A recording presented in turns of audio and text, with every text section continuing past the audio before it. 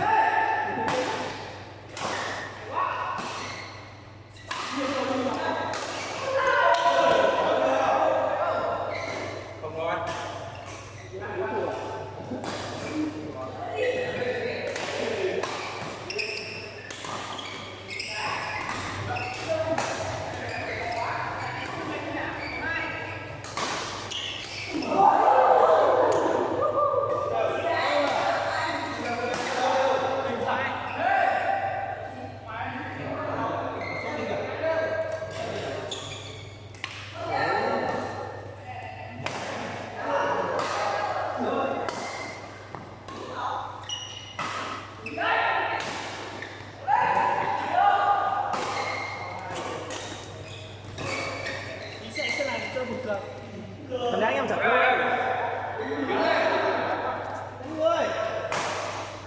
Vào đây, đâu là vào đây.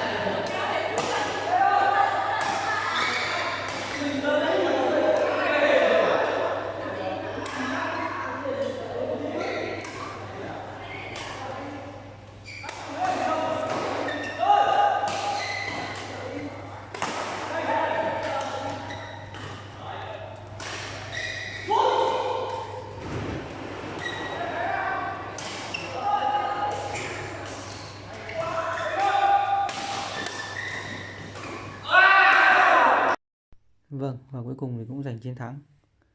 Nhạt thở các bạn. Cảm ơn mọi người xem video nhé.